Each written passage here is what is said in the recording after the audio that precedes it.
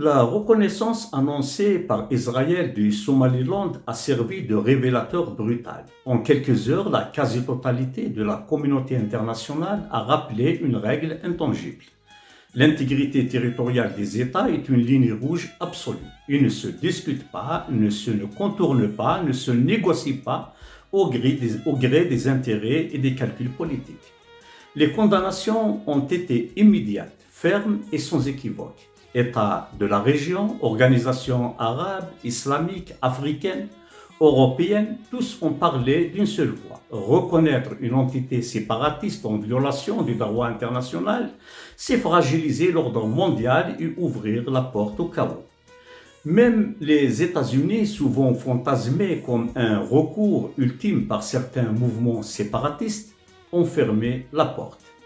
Le refus clairement exprimé par Donald Trump d'une reconnaissance américaine du Somaliland montre une réalité dérangeante pour ces mouvements. Le monde réel ne fonctionne pas sur les slogans, mais sur des équilibres stratégiques.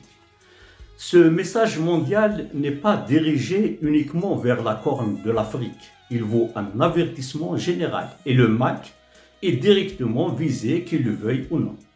Le projet séparatiste porté par le MAC repose sur une illusion entretenue artificiellement.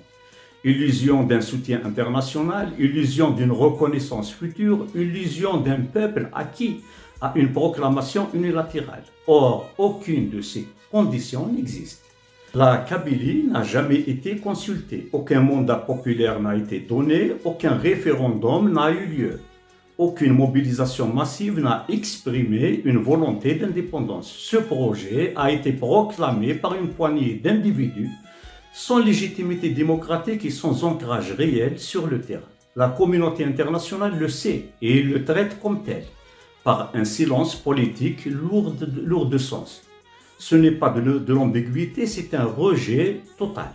L'Algérie n'est pas un État périphérique ou fragile que l'on peut fragmenter sans conséquence. Elle est un acteur central de la stabilité régionale, un pilier sécuritaire du bassin méditerranéen et un partenaire stratégique majeur pour l'Europe.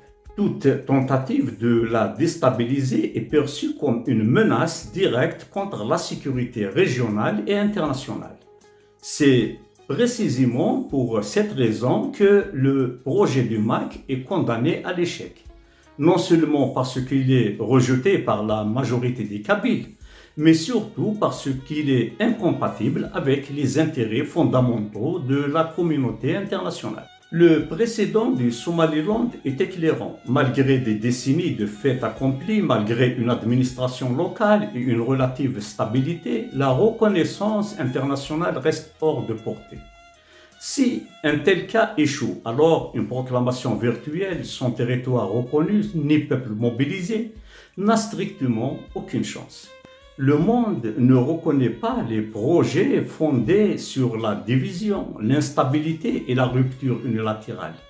Il privilégie la souveraineté des États existants, leur unité et leur continuité historique. Le devenir du MAC est donc clair: isolement politique, absence totale de reconnaissance et marginalisation progressive. Le rappel mondial à l'ordre sur l'intégrité territoriale n'est pas un signal faible, c'est un avertissement net. Et il vaut pour tous. Aucune indépendance ne se décrète contre un peuple, contre un État souverain et contre la volonté clairement exprimée de la communauté internationale. Au revoir.